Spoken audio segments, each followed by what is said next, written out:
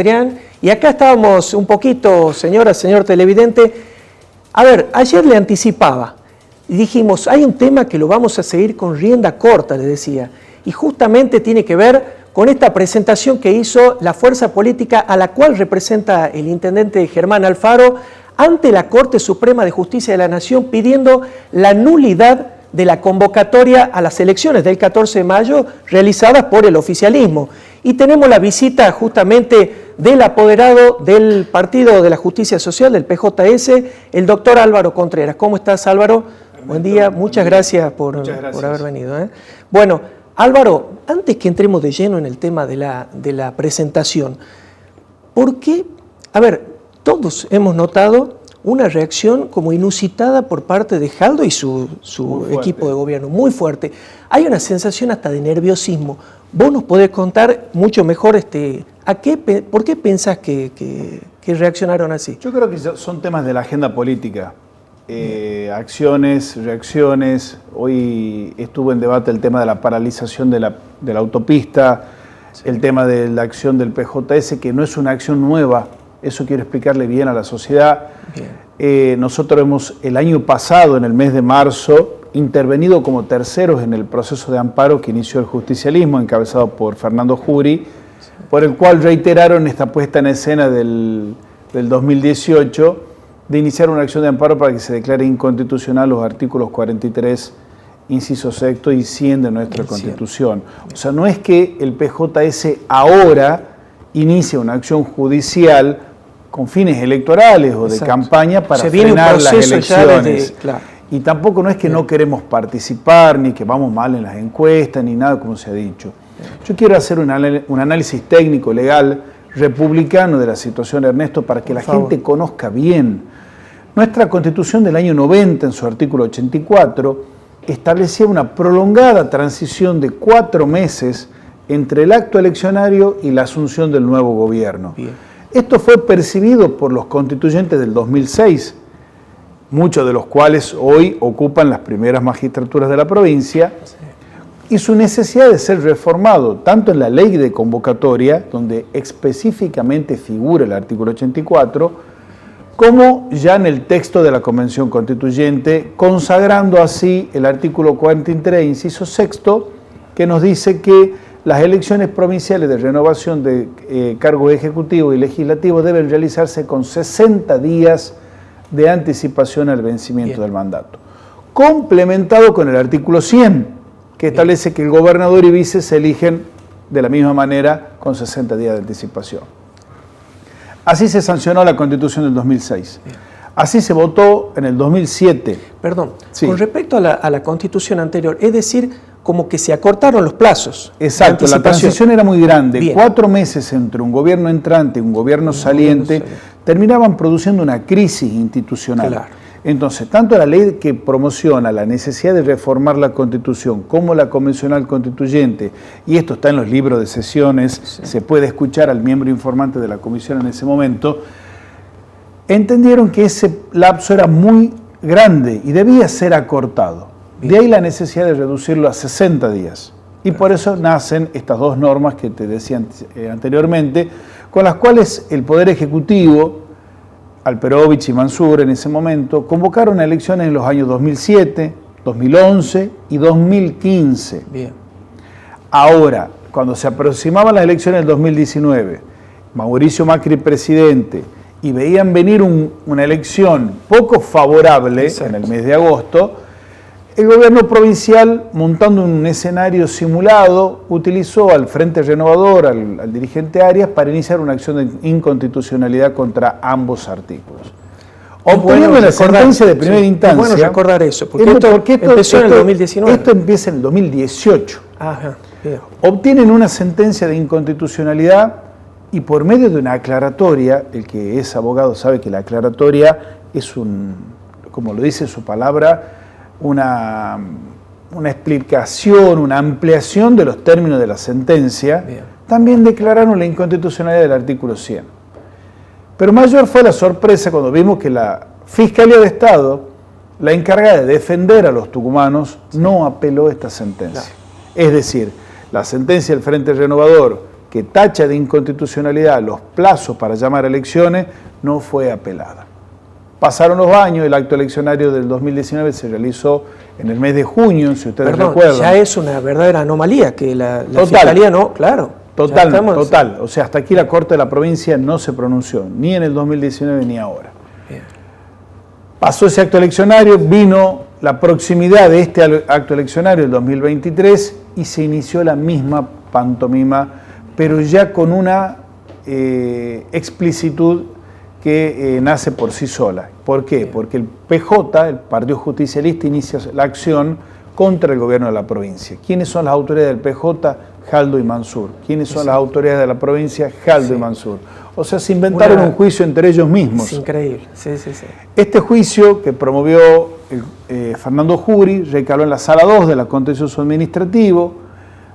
Puede resultar esto medio técnico, medio pesado, pero es necesario decirle a la gente. Hay que explicar y de acá nos estamos remontando a marzo del año pasado, hace un año. Bien. Cuando tuvimos conocimiento de ese proceso, el PJS realizó una asamblea partidaria y designó a Germán Alfaro para que interviniese en ese proceso. Nos opusimos a ese proceso. Defendimos la constitucionalidad de los plazos establecidos por estas dos normas. Esta sentencia no se pronunció sobre el fondo. La doctora Casas dijo, no vale la pena pronunciarse por el fondo porque ya hay un antecedente en el 2018. Simplemente se valió de ese antecedente. Se declaró abstracta la cuestión y no hubo pronunciamiento. Intentamos un recurso de casación, lo denegaron. Intentamos un recurso de queja, lo denegaron. Es decir, que en el ámbito provincial ya estaba consumada la jugada. Claro. Ya estaba todo armado para no votar en agosto. Y nosotros queremos que se vote, pero queremos que se vote cuando los plazos constitucionales así lo establecen. El que no quiere que se vote en agosto es el oficialismo, porque ve la proximidad con las elecciones primarias abiertas, simultáneas y obligatorias, es decir, con las PASO. En esto hay que recordarle a la sociedad también que comúnmente veníamos votando los tucumanos en agosto 2 veces. El primer domingo de agosto las elecciones nacionales y el tercer domingo de agosto las elecciones provinciales. Así se daba cada 4 años hasta que se introdujo esta maniobra judicial. Para impedir esto fuimos a la Nación. Bien. Iniciamos, como vos decías, una acción declarativa de certeza para que se declare la inconstitucionalidad del decreto reglamentario y del cronograma electoral. Bien, Álvaro. Ahora, la Corte Suprema de la Nación ¿debe sí o sí expedirse, digamos, de alguna manera o puede hacerlo, digamos, en términos postelectorales? ¿Se ve obligada, digamos, por algún término constitucional a expedirse cuando se tratan de temas electorales? Bien, no? Lo primero que hay que distinguir es la competencia. Bien. Muchos discuten si la Corte es competente o no en estos asuntos.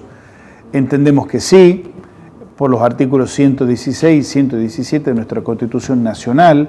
Es un conflicto que involucra a la provincia de Tucumán como demandada, exacto, con lo cual asiste a la competencia. Exactamente. Y tenemos fuertes antecedentes. Uno es el caso Unión Cívica Radical contra la provincia de Santiago del Estero, el conocido caso Zamora, sí, en donde días antes al acto eleccionario provincial la Corte Nacional suspendió el acto eleccionario de Santiago del Estero, lo obligó a reprogramarlo y a cambiar la fórmula, cortando así la ambición reeleccionista indefinida del por entonces gobernador. Y es un antecedente fuerte. Es un antecedente fuerte, hay otro antecedente de La Rioja, en este mismo sentido. Es decir, que hay casos, si bien son excepcionales, en los cuales la Suprema Corte de Justicia de la Nación ha intervenido en este tipo de circunstancias. Y entendemos que debe de resolverse antes de nuestras elecciones, si no ya vendría abstracto. Abstracto, claro. Es decir, una sentencia sin sentido. Sí. Que si en este caso hubiera sido injusta el llamado a elecciones, esto queda, digamos, queda cosa juzgada, claro. Si se declarara la inconstitucionalidad de estos decretos y por ende se validara nuestra Constitución, ya vendría abstracto, tendría sin sentido y una justicia tarde no es justicia. Exactamente. Ahora, con respecto a la candidatura de Mansur, también hay presentaciones ante la Corte Suprema. Hay 3 Suprema. presentaciones. Hay una presentación del partido Creo, hay una presentación directa del PJS por el cual entendemos que quien debe ser competente en el amparo de Mansur no es la justicia provincial, sino la justicia nacional. Y aparte hay un recurso extraordinario por queja que hemos interpuesto en el marco del mismo amparo del doctor Juan Mansur. Perfecto.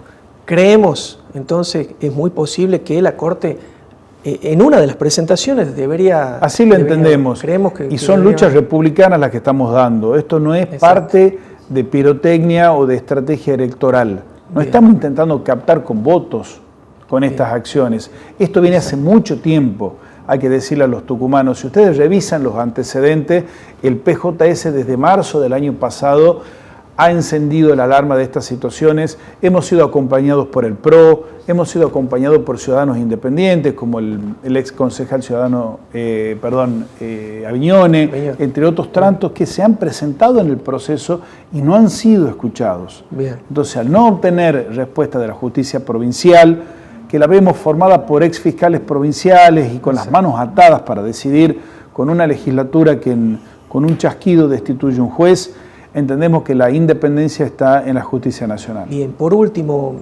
Álvaro, si la Corte fallase a favor, digamos, de la presentación de ustedes, ¿se vería obligado el oficialismo provincial a hacer un llamado a elecciones aproximadamente en agosto? ¿No es exactamente, cierto? Debería cumplir los plazos constitucionales. Exacto. Y si eso sucede, ¿deberían compartir la fecha de las PASO? No. No necesariamente. No necesariamente, aunque nuestra Constitución prevé la posibilidad. Claro. Yo lo planteé públicamente. Si la idea de separar las elecciones eran los gastos, era la imposibilidad de un partido de afrontar una elección y a las 3 semanas otra, nuestra Constitución prevé, y fíjate de práctico que sería, que en una misma fecha se realicen los dos actos eleccionarios, el nacional y el provincial. Por supuesto. No creo que esta situación esté dentro de la estrategia del oficialismo. Pero quiero aclarar algo. Si obtenemos una sentencia favorable a nivel nacional, no es que no hay elecciones en Tucumán. Bien. Hay elecciones en Tucumán, pero a 60 días de concluirse el mandato, es decir, tercer domingo de agosto. Con lo cual, todo el programa electoral que viene desarrollándose es plenamente válido, nada más que deberían readecuarse las fechas que faltan de ser cumplidas. Perfecto. Álvaro, ha sido un gusto enorme y la riqueza de tus conceptos. Para mí un placer cada vez que me necesiten y la sociedad necesite conocer estas situaciones que por ahí son muy técnicas, muy legales, pero que se circunscriben al deseo de cada ciudadano de defender la Constitución, que es nuestra ley máxima. Así estaremos presentes. Seguro, cuando lo requieran. Ese interés, justamente el interés público que debería tener este tipo de temas, es lo que nos lleva a nosotros también a seguir este tema permanentemente. Cuando lo necesiten, acá estamos. Muchas gracias, Álvaro. Bueno, adelante, Adrián.